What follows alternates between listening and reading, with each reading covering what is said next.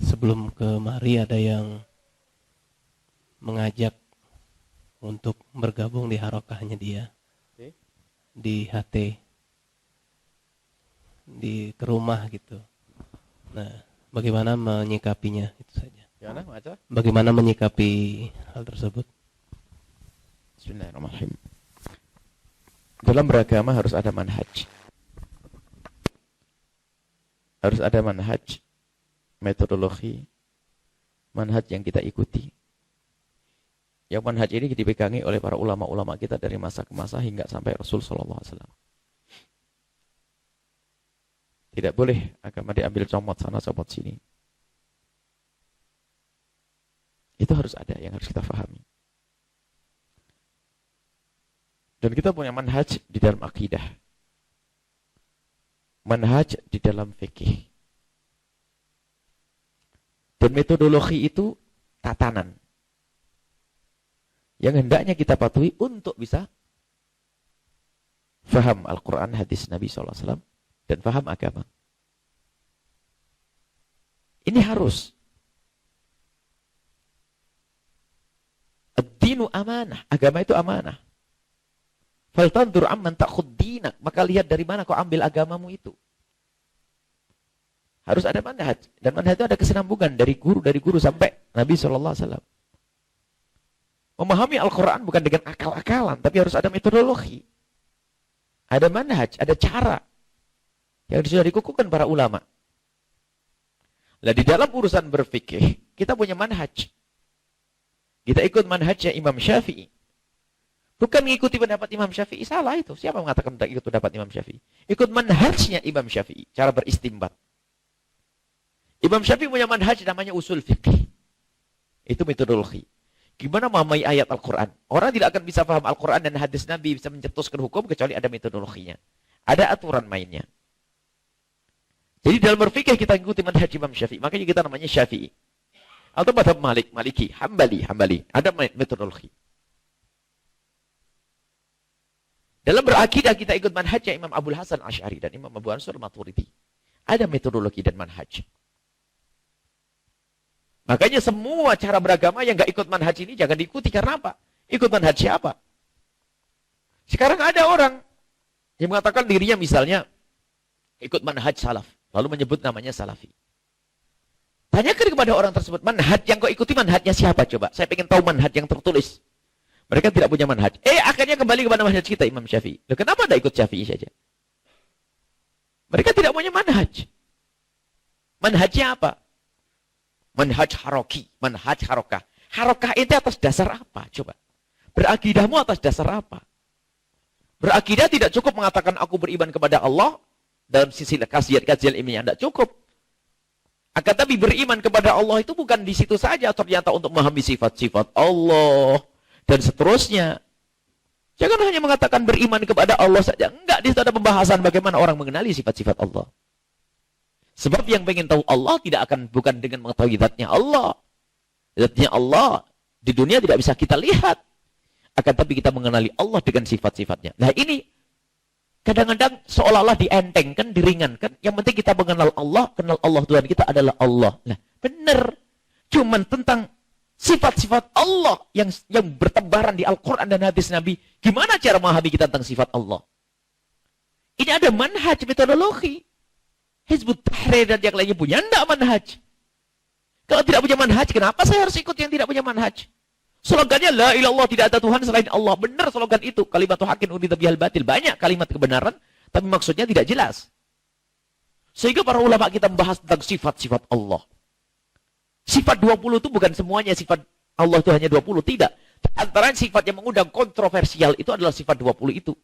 Tentang kidam, tentang bako, tentang macam-macam. Ini mengundang dialog falsafah. Sehingga ditulis oleh para ulama dengan manhaj yang jelas untuk memahami sifat-sifat 20. Sementara sifat Allah, sebanyak nama-nama Allah ada sifat di dalamnya. Rahman, Rahim, dan seterusnya. Ini ada manhaj untuk memahami ini semuanya. Dan Abul Hasan Asy'ari, Imam Musa Asy'ari yang telah merinci manhaj itu. Sehingga waktu kelompok dari baru-baru termasuk Hizbut Tahrir dan sebagainya. Bagaimana manhajmu ikut siapa? Dia bingung ya. Ikut orang baru Taqiyuddin Nabhani. Kakeknya orang hebat manhaj Asy'ari, manhaj kita. Kakeknya, Syekh Yusuf Nabhani. Tapi ketemu cucu, manhajnya tidak jelas. Manhajnya adalah kita bergerak masalah khilafah. Khilafah itu dibangun atas dasar ilmu loh ya. Khilafah itu bukan hanya gebar-gebor, bahwasanya kita mengadakan pemimpin selesai, tidak. Kepemimpinan menentukan kekhalifahan. Bagaimana syarat-syarat khalifah? Kemudian penerapan hukum-hukum khalifah itu. Siapa yang akan diterapkan? Akan diterapkan nanti. Nah, ini, hukum Islam. Islam cara seperti apa untuk memahami Al-Quran hadis Nabi SAW? Harus kembali kepada manhaj. Gak mungkin. Orang tidak akan paham Al-Quran kecuali manhaj. Tanyakan kepada Hizbut Tahrir, manhajmu apa dalam istinbat hukum? Dia punya kitab usul fikih sendiri? Punya. Bukan. Itu ente nyontek daripada salah satu dari imam 4 madhab 4. Mustahil ya. Sehingga disepakati dunia, jumhur ulama ahli sunnah wal jamaah itu yang punya manhaj. Dunia lihat. Kaum muslimin yang penjuru dunia, manhajnya, kalau tidak Maliki, Hanafi, Syafi'i, Hambali. Itu manhaj. Akidahnya Abu Hasan Asy'ari, Muhammad Maturidi. Yang mengajak gerakan seperti apapun, saya tidak pernah tergiur. Kecuali dia ikut manhaj kita. Kenapa? Kita sudah punya manhaj jelas, silsilah dari guru ke guru.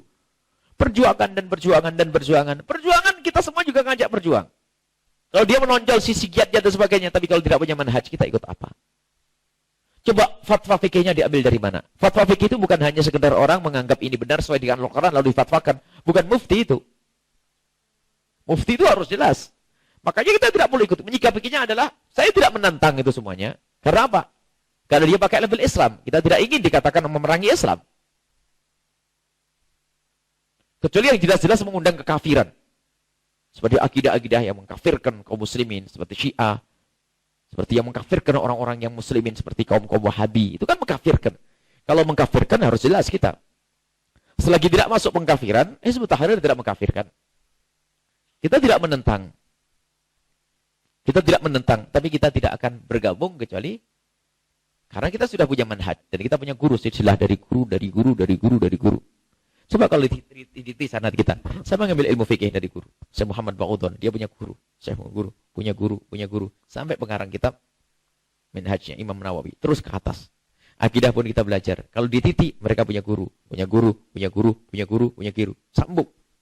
Murid kita nyambung ke kita dan seterusnya. Bukan di internet. Bukan di ini, harus ada manhaj. Jadi tidak usah tergiur dengan hal-hal yang semacam itu. Karena kita punya manhaj. Sehebat apapun bentuk perjuangan. Tapi kalau tidak jelas manhajnya, lihat nanti akan perang pada akhirnya. Tidak akan bisa bertemu secara sesungguhnya. Karena manhaj itu mempersatu. Dan alhamdulillah ya, kita itu biarpun berbeda-beda suku, bangsa, negara, tapi telah ditemukan dengan manhaj. Madhab Syafi'i misalnya. Sehingga disatukan kita. Kalau kita ketemu mereka dimanapun berada, sudah ketemu. Coba kita ke Mesir sana. Ketemu madhab Imam Syafi'i, selesai. Sholat dengan cara madhab Syafi'i. Disatukan dengan manhaj. Baik, itu saja. Jadi tidak usah tergiur dengan hal-hal yang baru-baru. Biarpun kelihatannya lebih mewah. Mereka telah dekat berusaha untuk meminang kita. Berkali-kali ingin datang ke kita dan sebagainya. Cuman satu. Saya dakwah tidak ingin ada unsur kebohongan, seterusnya. Dakwah harus ada ketulusan. Harus ada kejujuran. Dan saya tidak mengingkari, kami tidak menentang, tidak memusuhi. Agar tapi untuk bergabung ntar dulu. Ada teman-teman dari Malaysia, ada yang sekarang bergabung dalam Global Ikhwan, Rufaqo dan sebagainya. Kita lihat mereka adalah orang-orang yang soleh. Artinya apa? Soleh dalam arti khusyuk ibadah dan sebagainya. Cuman kita tidak mudah bergabung dengan mereka. Kita bergabung dengan mereka pun kita sudah datang ke tempat mereka, kita ketemu dengan Buya Asy'ari Muhammad dan seterusnya. Kita kumpul. Kita ketemu. Akan tapi untuk bergabung, saya tidak memusuhi mereka. Dan untuk bergabung ntar dulu, sebab saya punya sanad, saya punya guru. Dan guru ini yang perlu kita pegangi. Saya tidak mudah tergiur dengan siapapun. Karena guru saya sudah terbukti mereka adalah guru, punya guru, ilmunya diambil oleh orang seluruh dunia. Kita punya sanad seperti Imam Syafi'i. Sudah jelas. Ini kita perlu punya guru. Makanya belajar. Sekarang zaman rusak. Orang mengandalkan internet. Guru itu yang menyambung, ada sanad ilmu itu. Sekarang belajar ilmu, sekarang ada orang sombong dengan mentang-mentang cerdas. Kalau punya masalah langsung buka internet. Masalah ini. Tidak tahu diambil dari mana. Jawabannya dari internet. Jawaban dari internet. Kecuali internet maksudnya adalah webnya orang yang jelas. Misalnya web guru kita. Misalnya Mustanir, itu adalah guru-guru mulia. Web yang jelas, ya. Tapi kalau acak saja, itu berbahaya. Bisa saja kita mengambil fatwa dari orang yang tidak kenal Islam. Atau orang munafik. Baik, untuk menyikapinya adalah, pertama, tidak usah bergabung. Yang kedua, jangan memusuhi karena dia pakai label Islam, kecuali memang ada pelanggaran syariat. Biasa saja. Kecuali tadi yang kita sebutkan. Ada kelompok seperti Syiah. Mulai dari akidah dia membahayakan. Kemudian secara amaliyah, fikihnya juga kurang baik. Bukan kurang baik. Mengajari orang, nanti seperti mut'ah, seperti ini dan sebagainya. Itu bahaya. Kemudian ada sisi lain seperti Wahabi. Wahabi itu subhanallah, kerjanya mengkafirkan orang. Kalau ada orang yang mulai lemah lembut, akan tapi ketahuilah imam-imam mereka yang diagungkan di Saudi sana, kerjanya nyaci maki dalam buku-bukunya. Maka repot dengan mereka. Kita sudah jelas manhajnya. Manhaj kita adalah manhaj terbuka, indah, tidak mencaci maki, saling mencintai. Ini manhaj kita dan sudah tuntas diletakkan oleh para pendahulu.